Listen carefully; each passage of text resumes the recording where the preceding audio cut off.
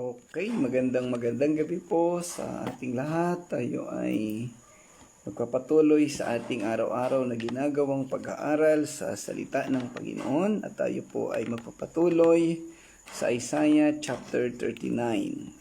Pansamantala, ako muna ang magtuturo sa gabing ito. Medyo may si Pastor Claude ay hindi naging available. At kasalukuyang nag-ayan. Nandiyan rin si Pastor Claude. No? Salamat, Pastor. At kapatid, Brother Edgar, maraming salamat sa inyong maagang pagsama. Tayo nga ay magpapatuloy sa ating pag-aaral sa gabing ito. At nandiyan na rin si Ate Alma. Nawa ay kasama ang buong pamilya sa pag-aaral na ito. Okay, sa gabi pong ito, ating tatalakayin at sisimulan natin ang napakaigsing Isaiah. 2 araw lang po natin itong tatalakayin. Matalakay natin ang verses 1 to 4 at bukas naman ay verses 5 to 8. Sige, bago po tayo magpasimula, tayo ay sama-samang dumulog at manalangin sa Panginoon. Samahan po ninyo ako.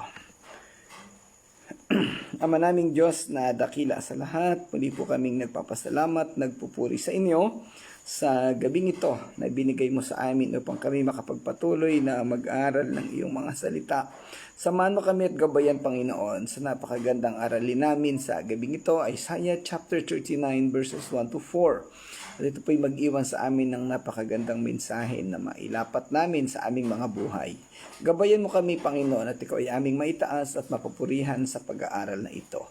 Sa pangalan ng Panginoong Hesus. Amen. Amen. Okay, so pansamantala nga po, ako muna magtuturo. Bagamat andyan din naman si Pastor Claude, normally yun ang aming agreement pagka first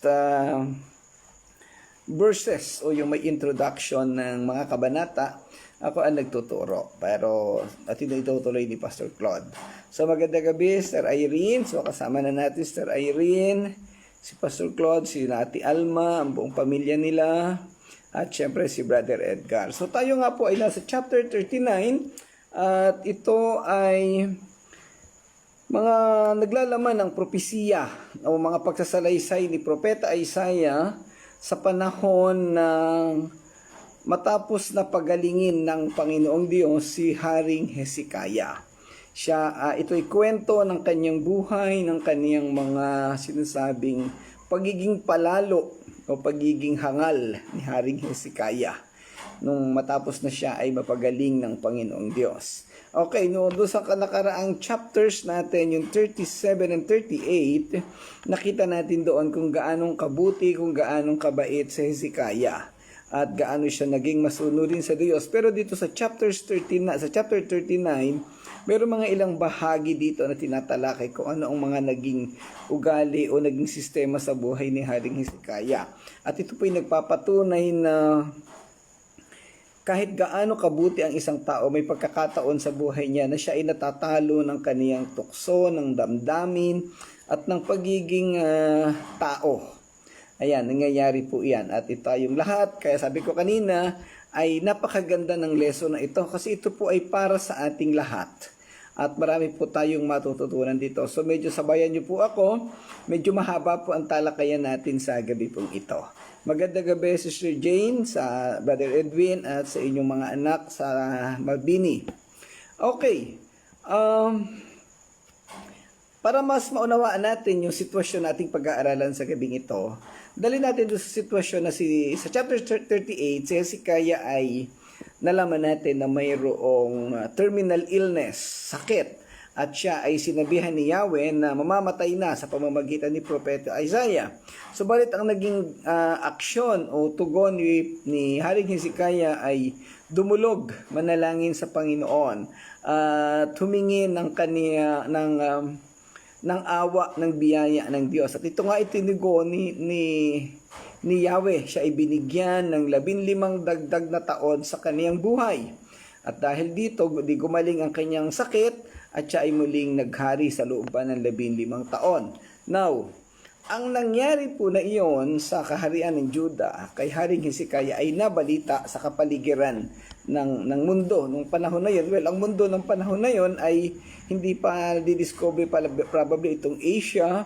So nandun pa sila sa lugar ng Israel, no? At yung Middle East area kung saan nagsimula ang mundo. So nabalita ang nangyari kay Hezekiah, natuwa ang mga tao sa paligid niya at siya ay dinalaw. Siya ay nagbigay pugay sa kanya dahil sa naging paggaling ng kaniyang sakit. Ito po ay tradisyon, kultura ng mga bayan sa kapanahunan noon. Dinadalaw nila yung mga hari, mga kaharian, o yung mga tao sa tuwing makakabalita ng mga magagandang sitwasyon na nangyayari sa kanilang buhay.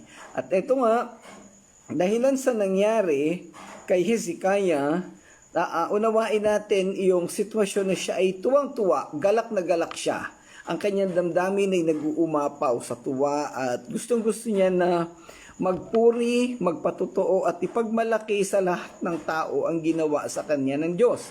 Gusto niyang ipagmayabang, ipagsigawan na siya ay mamamatay na, subalit siya ay pinagaling ng Diyos. Ayos lang sana, tama ito, wala namang mali doon sa damdamin niya na siya ay magpupuri o ipagmamalaki niya si Yahweh. Kaso masyadong mapanlin lang ang sitwasyon sa panahon ni Hezekiah. May tinatawag tayong hairline difference or sino sa inyo, lahat tayo nakahawak na ng buhok. At ito equivalent sa tinatawag natin, kasing kapal siya halos ng sinulid. Hairline difference ang tawag na to. May mga gasinulid na agwat. Yung sitwasyon ni Haring Hezekiah, magandang gabi Sister Gertrudes, yung sitwasyon ni Haring Hezekiah na gusto niyang magpuri, ipagmalaki ang Diyos, meron siyang hindi napansin na pagkakaiba or diferensya. Yung tinatawag na hairline difference doon sa ugali o sa naisin niyang magpuri sa Diyos at doon sa nais sa katotohanan na hindi naman talaga ang Diyos ang kanyang pinupuri kung hindi ang kanyang sarili.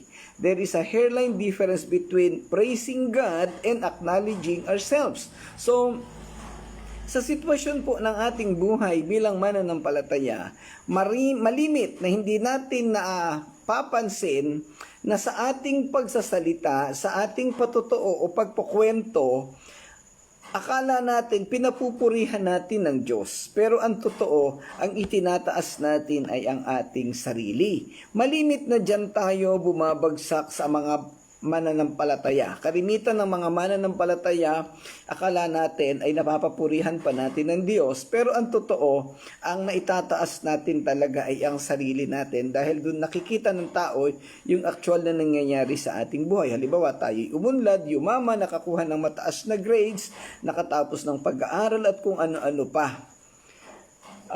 Dati sa Touching Lives, magsisimula pa tayo, lagi natin sinasabi yung salitang glory to God, papuri sa Panginoon, salamat sa Panginoon.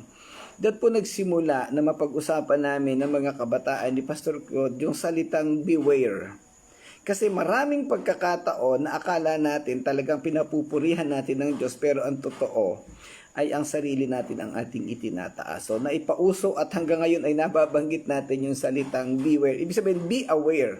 Malaman natin, matutunan natin kung ano talaga yung laman ng ating puso. Napakaraming sitwasyon na nangyari sa akin na naging mayabang at inakala ko na pinapupurihan ko ang Diyos. Ito po ay personal na sitwasyon sa buhay ko, personal na testimonya or patotoo.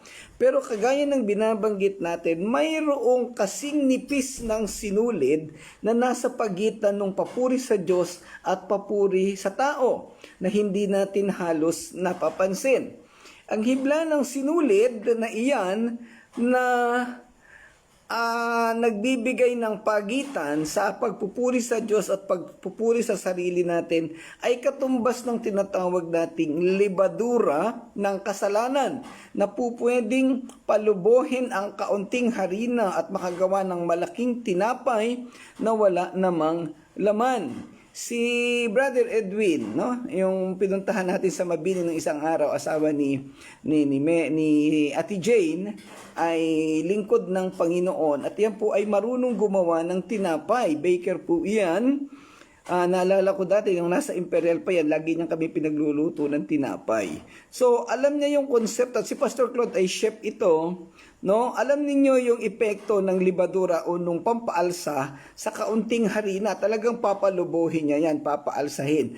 At yung tinatawag nating hairline difference ng pagpupuri sa Panginoon at pagpupuri sa Diyos ay kasing nipis noong at katulad ito ng lebadura o ng pampaalsa na po pwedeng palubohin ang ating pagkatao. Ano ba yung pinapalobo? Yung pride, yung ego nating lahat. Kaya hindi natin namamalayan, syempre pag lumobo na tayo, natatakpan na yung ating pag-iisip. Minsan nagiging emotional tayo, natutuwa na, nagiging masaya. Akala natin ay tama pa ang ginagawa pero mali na pala sa harapan ng Panginoon.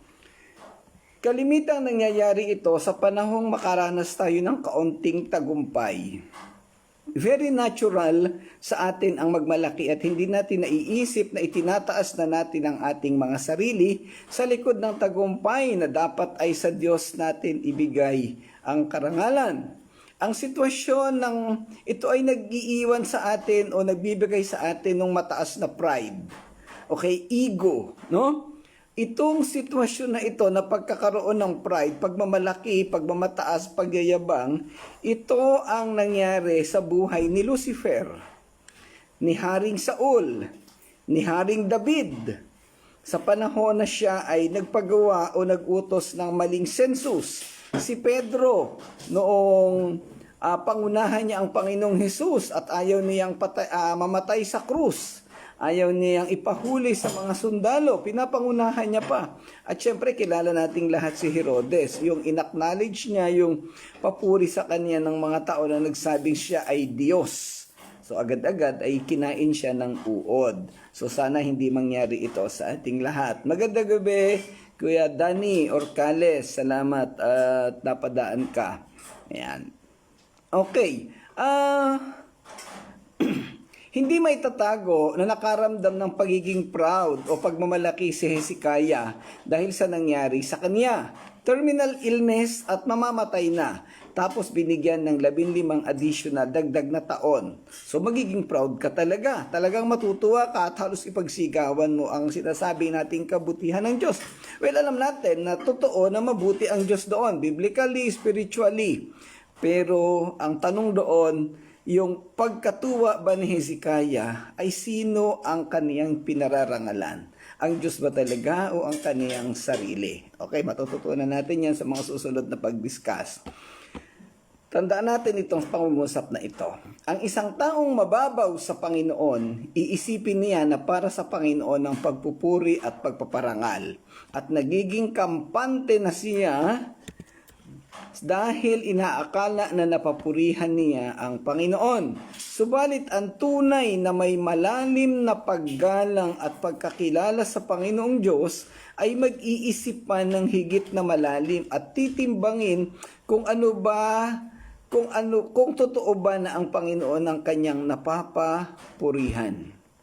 Medyo baligtad yung statement, kasi mababaw sa naturally, pag sinabi mong nagpupuri sa Panginoon, malalim ang pananampalataya niyan sa Panginoon. Pero sa sitwasyon po na ito, ang sinasabi ko dito, kung hindi masyadong malalim sa pananampalataya sa Panginoon o yung mga taong mababaw ang pananampalataya, agad-agad mag-iisip na para sa Panginoon ang kanilang ginagawang pagpupuri. Subalit yung totoong may malalim na pananampalataya, ang gagawin nila, magpupuri and then i-assess nila yung pagpupuri na kanilang ginawa.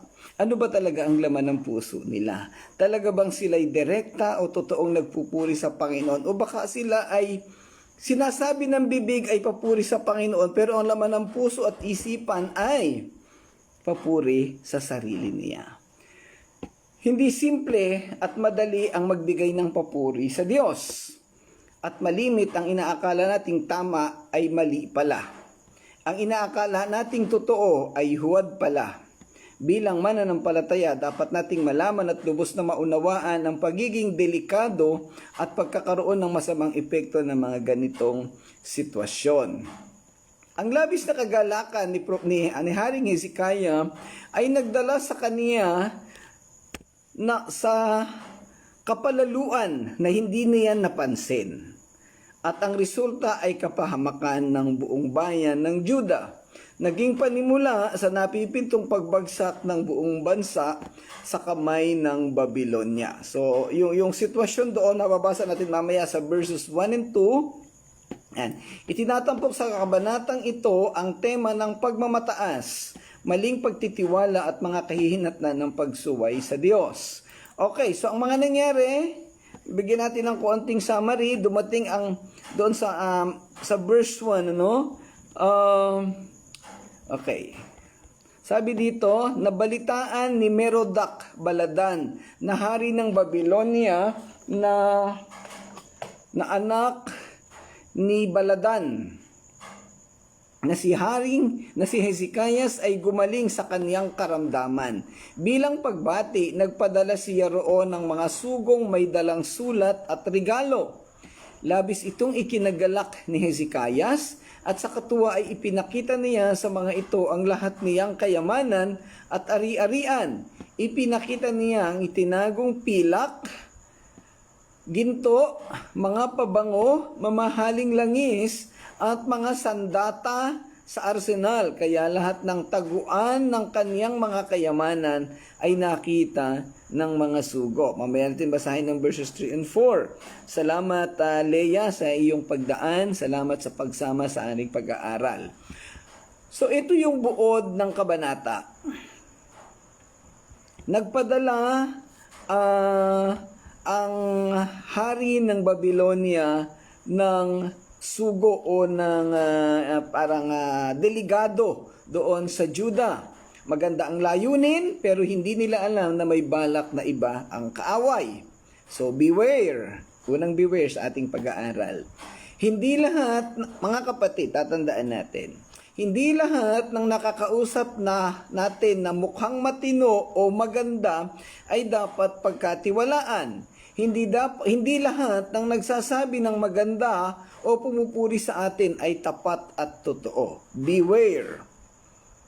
Ang sitwasyon dito noong delegado ng Babylonia papunta kay Haring Hezekiah ay syempre nagpupuri sa kanya, pinaparangalan siya, may dalang sulat, may dalang regalo para siya ay purihin sa nangyaring kagandahan sa buhay niya. At eto naman si Hezekiah naging proud.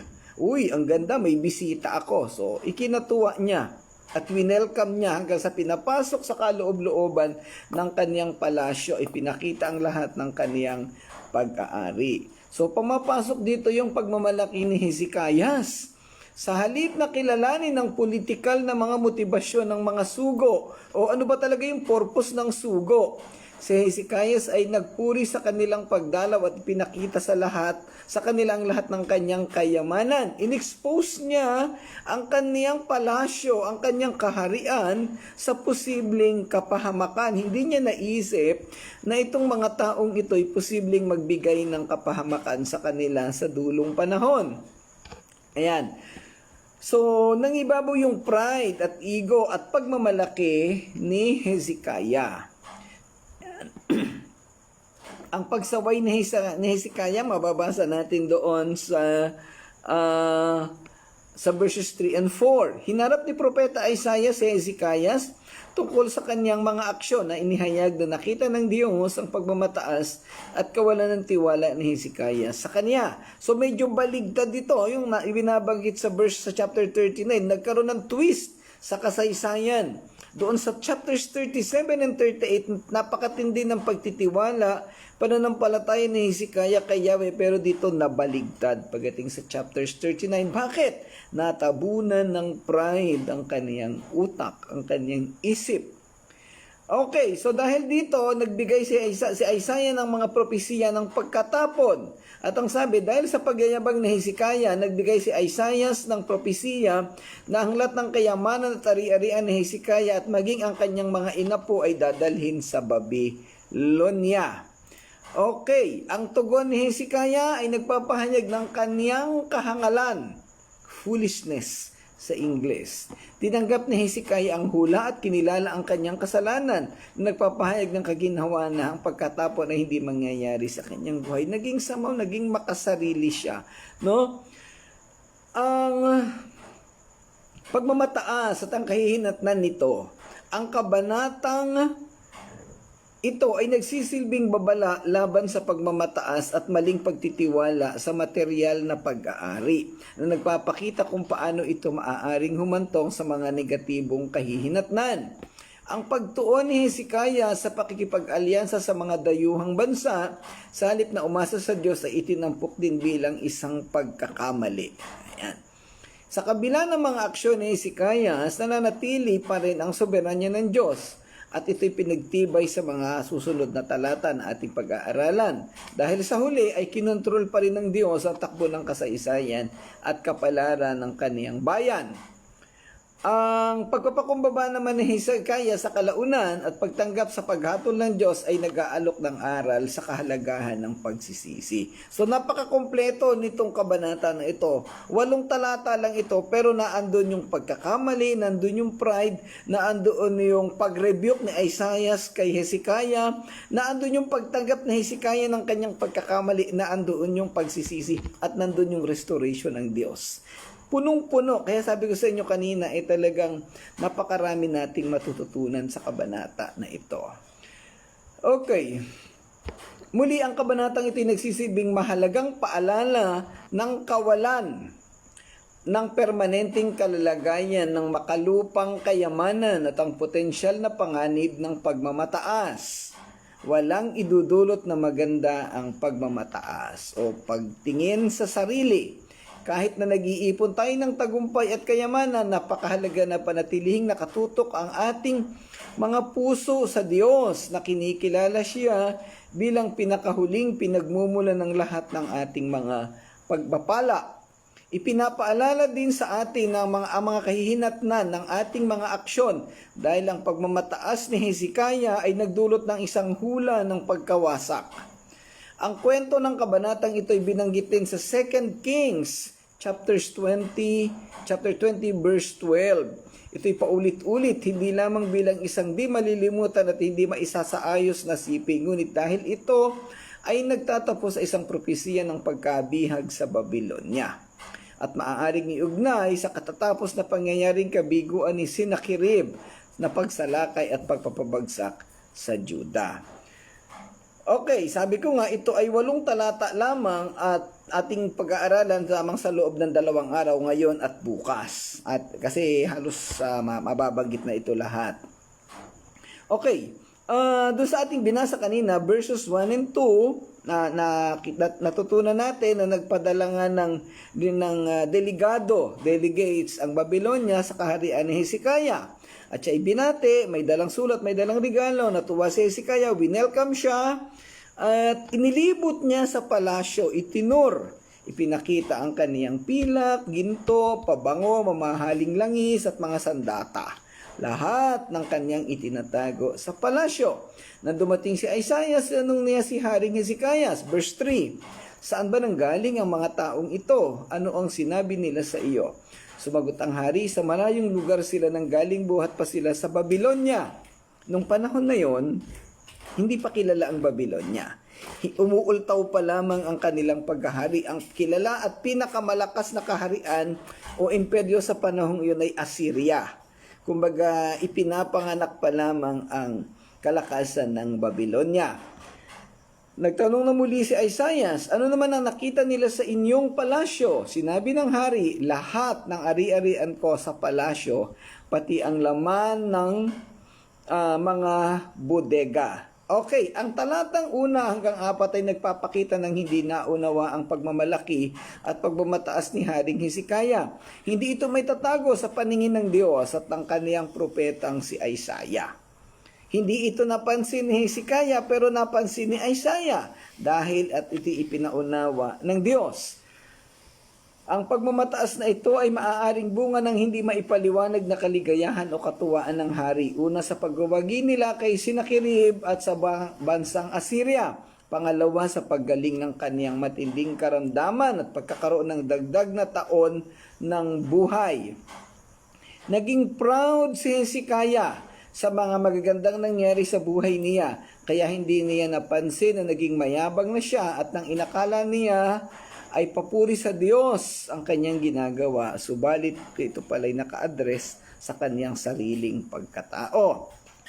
Narito ang ilang aral na ating matututunan sa mga talatang ito. Una, ang sangkatauhan ay nagtuturo sa atin na makigalak at makipagsaya kasama ang mga tao, mga kaibigan, kapitbahay kapag sila ay nagagalak.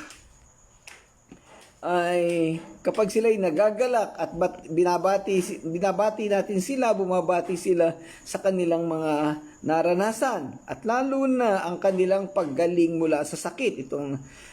Ito normal na sitwasyon sa buhay natin. Pagka nalaman natin na yung kapitbahay, kaibigan, kakilala may sakit, nalulungkot tayo at dinadalaw natin. Pagka naman gumaling, mas nakikipagsaya tayo sa kanila at gumagaling din. So, sitwasyon, ito ay kultura at tradisyon maging sa panahon ng lumang tipan. Dapat nating bigyan ng parangal ang mga pinararangalan ng ating Diyos. Ang araw ay Diyos ng mga Babylonia. Tandaan natin, no? Yung araw, literal na araw, Diyos ng mga Babylonians yan. At ng kanilang maunawaan na may kinalaman kay Ezekias, ang araw sa kanyang paggaling, yung nangyaring bumalik ng 10 grado yung relo, yung orasan, no, yung araw, nagre-represent ng araw. Inisip nila sa kanilang sarili na obligado na gawin kay Ezekias ang lahat ng karangalan sa kanilang magagawa. Nagpapakita nito na ang Diyos ay kumilos at gumawa at nasaksihan ng lahat ng tao at dahil dito'y nagpadala siya ng mga delegado. Ang mga taong huwad o hindi tunay na nagpapahalaga sa mabubuting tao para sa kanilang kabutihan ay maaari ring magbigay ng parangal. Tatandaan natin yan, napaka-importante ng pangungusap na yan. Subalit isang huwad na parangal na may ibang layunin. Marami tayong namimit, nakikita ang mga tao nakakaharap, nakakausap, na ang tawag natin sa kasalukuyang panahon ay plastic. Yan. Akala natin napakaganda ng ipinapakitang ugali, pinupuri tayo, akala natin kakampi natin, nakikipagtawanan, pinabati tayo sa ating tagumpay, pero hindi natin alam na may iba palang layunin sa loob, uso ng damdamin ng mga taong ito. Ang hari ng Babylonia ay gumawa ng papuri at pagparangal kay Ezekias. Hindi dahil siya ay banal, ngunit dahil siya ay maunlad. At dahil nakita nila ang Panginoon na kasama ni Hezekias, ang hari ng Babylonia ay isang kaaway ng Assyria at nang malaman nila na pinabagsak ng Diyos ng Israel ang Assyria, lumapit sila sa Juda kay Hezekiah upang makahingi ng pabor sa Diyos ng Juda at maging kakampi ng Juda. Parang yung sitwasyon natin ngayon, pagka ikaw ay medyo malapit sa mayor, halimbawa, gamitin ko lang yung salita, yung titulong mayor, at halimbawa si Pastor Claude ay malapit sa mayor, ako'y may kailangan higing pabor kay mayor. Hindi ako didiretso kay mayor, didiretso muna ako kay Pastor Claude para maging padrino ko siya doon. So ganun ang sitwasyon dito at tinanais ng Babylonia. Gusto niyang humingi sa Diyos ng Israel ng pabor, lumapit siya kay Hezekiah kasi nakita nila na malapit si Hezekiah sa Diyos. Subalit hindi nila nauunawaan ang soberanya ng Diyos. Akala nila ay maloloko nila ang Diyos dahilan sa kanilang ginawa kay Hezekiah. Mahirap na bagay na panatilihing mababa ang espiritu sa gitna ng malaking pagsulong at tagumpay o kasikatan. Ito ang isang sakit o kahinaan ng tao. Pag ikay nagtatagumpay, talaga naman tuwang-tuwa ka at iniaangat mo ang sarili mo. Isa yan sa kahinaan natin. Ako napakarami sa kasaysayan. Panahon ni Lucifer, panahon ni Adan, lahat ng mga malalaking tao na nabasa natin sa Biblia ay nangyari alos siyang ganyan. Ngunit, nang ang sunod-sunod na himala na ginawa sa kanyang pabor, okay, si Hezekiah sa isang halimbawa nito. Siya ay isang matalino at mabuting tao. Ngunit nang ang sunod-sunod na himala ay ginawa sa kanyang pabor, nahirapan siyang pigilan ng kanyang puso mula sa pagmamataas. Kaya nga sabi natin, deceptive din at mapanlin lang din ang puso o ang ating damdamin. Kaya nga may utak, may puso at ay binabalanse sa ating bibig. Hindi pwedeng utak lang, hindi pwedeng isip lang, hindi pwedeng puso lang. Dapat ay balanse. Love and knowledge must be balanced. Lagi sinasabi ni Pastor Claude dyan. Okay. Isang maliit na bagay pagkatapos ay hinila siya sa patibong ng pagmamataas. Ito'y isang malalim na malawak na kahinaan ng tao. Isang uri ng limitasyon ng tao na tinatawag nating human frailty na malalabanan lamang kung may tunay na relasyon sa Panginoong Hesus. Yun ngang Kristiyano na natatalo pa bumabagsak pa sa ganitong kahinaan, nadadala pa ng pride, so nagkakagulo-gulo pa rin. Si Pablo ay binigyan ng Diyos ng tinik sa laman, thorn in the flesh. Nababasa natin sa 2 Corinthians chapter 12. Napakabuti ni Pablo, napakagaling, wala kang maikukumparang tao sa kanyang kapanahonan, isa sa pinakamatalinong tao.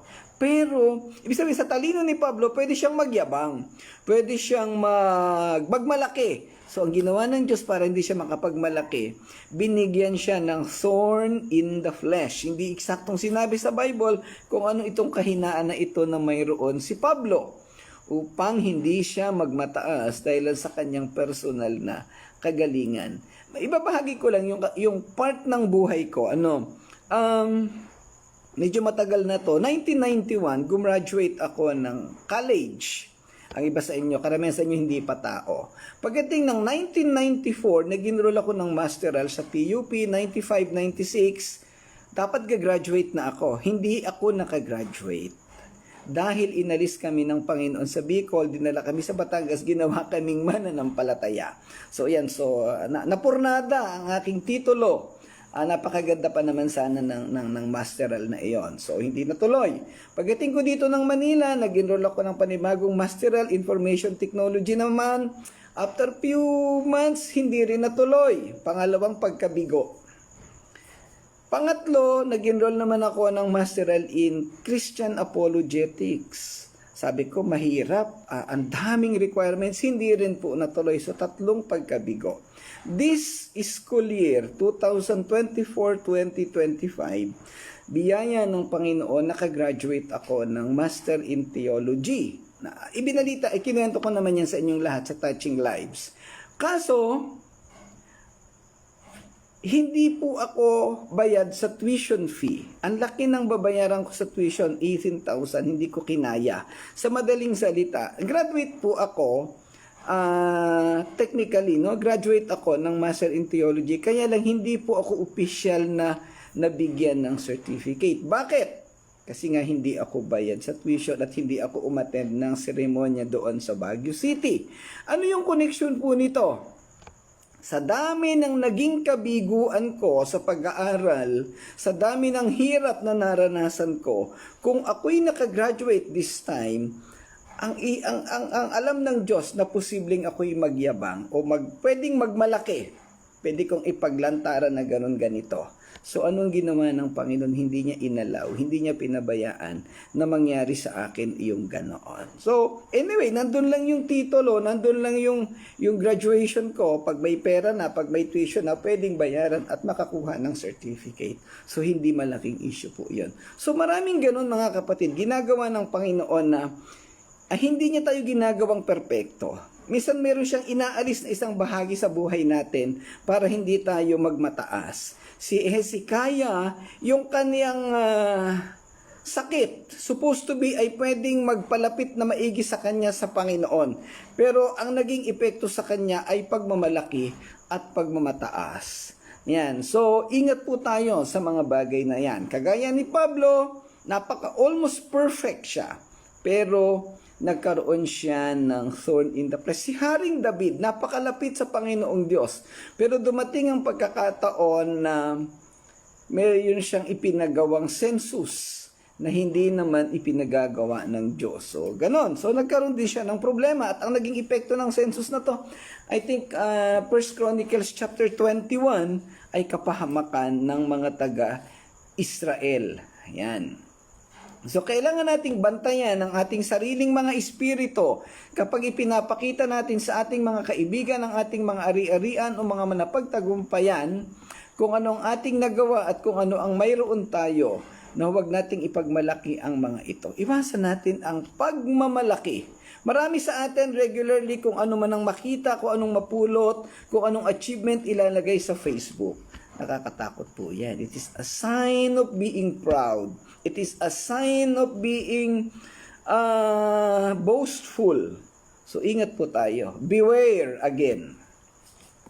Yan. Kapag tinitingnan natin ang ating mga kasiyahan at may pagkakataong magsalita tungkol sa mga ito ay dapat na may mapagpakumbabang pagkilala sa ating sariling hindi karapat-dapat at nagpapasalamat na pagkilala sa Diyos. Sa haba ng panahon, meron akong mga taong nakilala na nahingan ko ng mga testimonya sa buhay.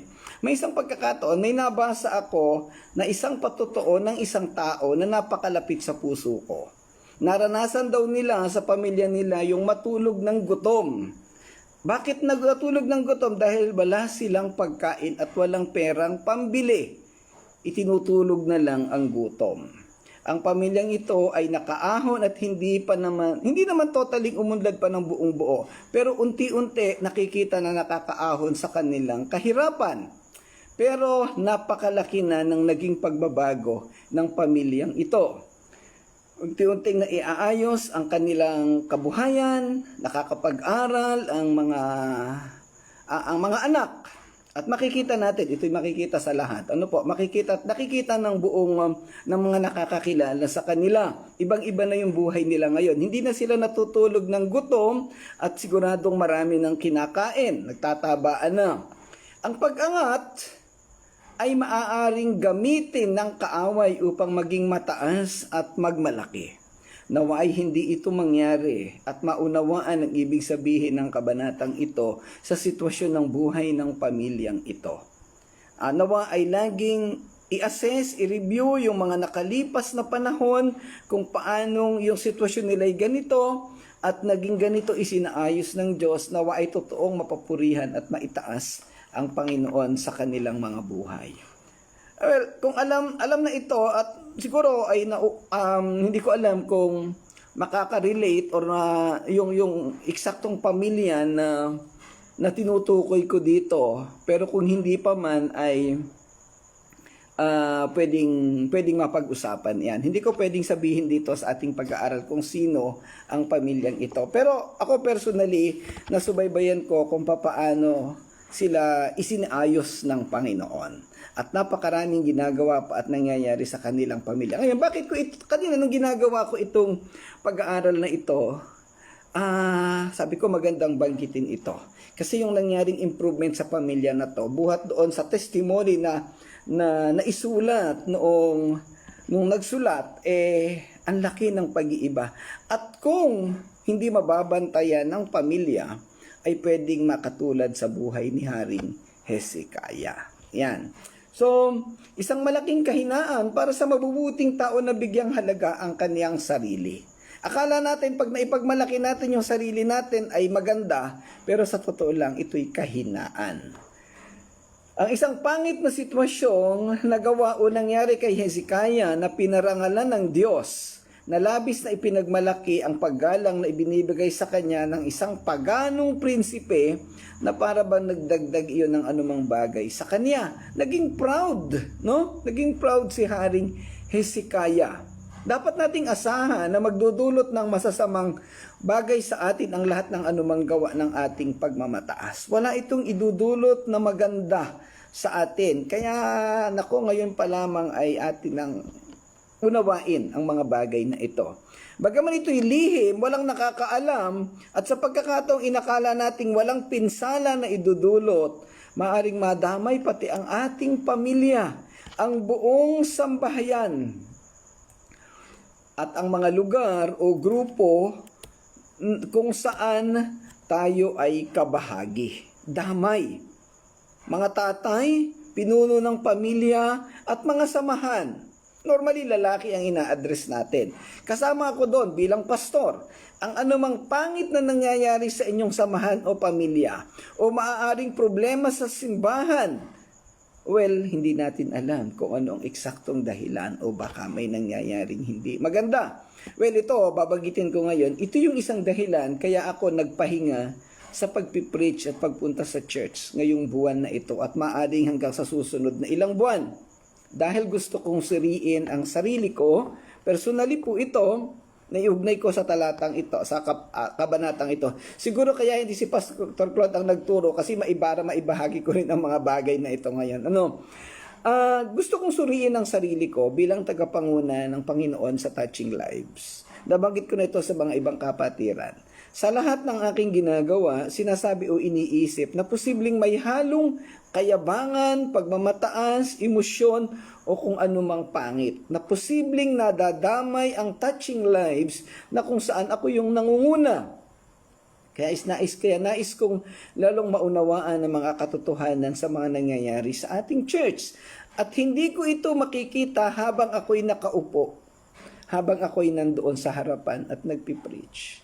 Kinakailangan kong manahimik, kinakailangan kong kausapin ng Panginoon, kinakailangan kong hayaan muna kayo pansamantala para mas makita natin kung ano ang kanaisin at makapagbibigay kaluguran sa Panginoon. At unti-unti, sa totoo lang, yung ilang araw na nangyayari ay meron ng kaunting resulta. Meron na tayong nakikita. Ayan. At pagkatapos ng lahat ng ito, lahat ay mga papuri maibabalik natin sa Panginoon. Karagdagan, syempre, hindi lang naman yun ang dahilan, hindi lang yung tungkol sa church, meron pa mga ibang bagay. At again, hindi ko ito pwedeng sabihin ng detalyado dito. Ang tagapanguna naman ng tahanan, mga ama, pastor, tagapanguna ng iglesia, minsan yung mayor, tagapanguna ng munisipyo. Lahat tayo'y accountable sa resulta o epekto ng ating ginagawang pangunguna. Ang mga Israelita ay naging matigas ang ulo laban sa Diyos dahil sa katigasan ng ulo ng mga hari. Natuto silang subuway sa Diyos, sumamba sa Diyos-Diyosan dahil ang nangunay mga hari.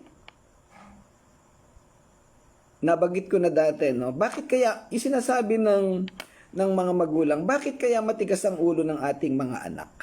Malamang matigas din ang ulo ng mga magulang. Sorry po sa mga magulang, pero ito na yung panahon para ma-assess natin, matingnan ng ating mga sarili. Sabi ng magulang, bakit ang tigas ng ulo mo anak? Hindi naman kita tinuruan na maging matigas ang ulo. Tama po yun. Pero ang tanong, tinuruan ba natin ng ating mga anak na maging mabuting anak? So, yun po. Tayo po yung mag-isip sa mga bagay na ito.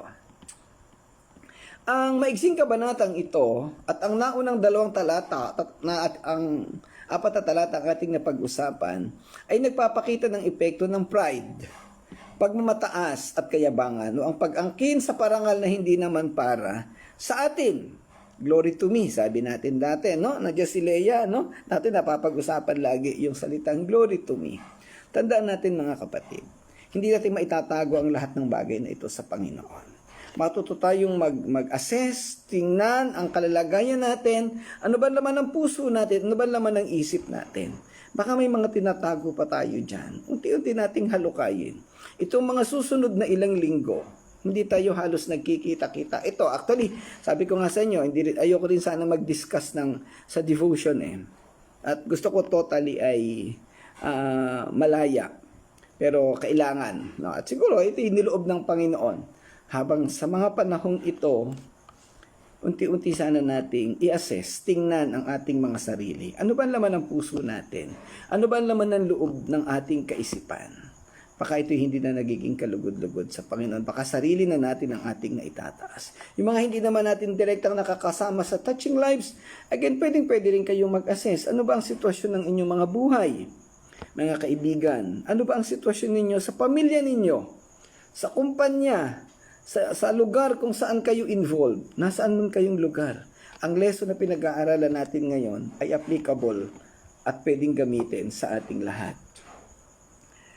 Sabi ni Warren Wiersbe, isang manunulat ng komentaryo, kung hindi tayo nag-api ni Satanas gaya ng isang umaatungal na leon, pababagsakin niya tayo sa pamamagitan ng isang manlolokong ahas. If Satan were not able to defeat us through a roaring lion, he will defeat us through a deceptive serpent. Parang yung ginawa niya kay Eva, kay Adan. Nilinlang sila ng ahas. Kung nabigo ang Assyria na talunin ng Juda sa pamamagitan ng armas, tinalo sila ng Babylonia sa pamamagitan ng handog at papuri. So how deceptive it is. akala ng Juda, ng hari nila, kakampi nila ang Babylonia, binigyan sila ng regalo, pinapurihan, pero hindi nila alam. Psychological warfare pala ang ginagawa. Yan. So, sa panahong ito ay, nabanggit ko na to kanina, pumapagpasok pa lamang ng Babylonia. Mga kapatid, bilang pagtatapos, mag-ingat tayo sa mga taong tila mabubuti at gumagawa ng magaganda sa atin. Baka inaakit lamang nila tayo at sa huli pababagsakin nila tayo. Si Hezekiah hindi man lang nag-usisa o nagtanong, sino ba ang mga taong ito at ano ba ang talagang pakay nila? Isa siyang matalinong hari, subalit na wala ang talino at galing. Maging ang pananampalataya kay Yahweh na bawasan, natabunan ng kaligayahan ng tagumpay. Ingat po tayo sa kapirasong tagumpay. Ingat sa kapirasong glory na iparamdam sa atin. Baka tayo'y kainin ng pride. Mga kabataang babae, ingat sa gwapong bulero. Marami kayong karibal dyan, bubulahin lang kayo niyan, at pag kayo'y nakuha na, nadala na, baka kung saan kayo dalhin pagbagsak. So ingat po tayong lahat. Tayo ay po pwedeng matalo sa anumang sandali. Ang pride, una, bibigyan tayo ng sitwasyon para tayo iangat, tapos tayo biglang ibabagsak. That's pride. Pangalawa, bubulagin nito ang ating kaisipan at wastong damdamin maging ang ating pananampalataya. At pangatlo, ang pride ay dadalhin tayo sa isang sitwasyon na napakalaki ang halaga na mahihirapan tayong tubusin o bawiin.